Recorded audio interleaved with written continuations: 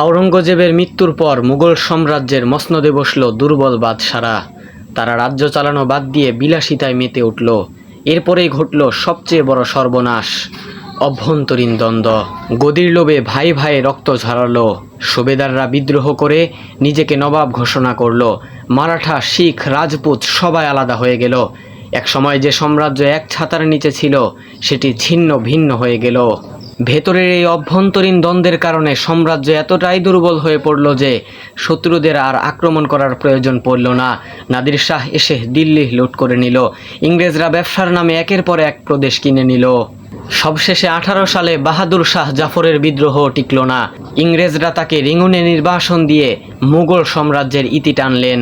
মুঘলদের পতন প্রমাণ করে বাইরের শত্রু পরে আসে, আগে ঘর ভাঙে অভ্যন্তরীণ দ্বন্দ্বে।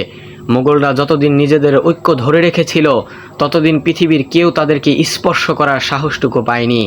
তাই আসুন ইতিহাস থেকে শিক্ষা নিয়ে ইসলামের ঐক্যতা আমরা ধরে রাখি। ইসলাম প্রচার প্রসারের নামে অন্যজনের গীবত না করি।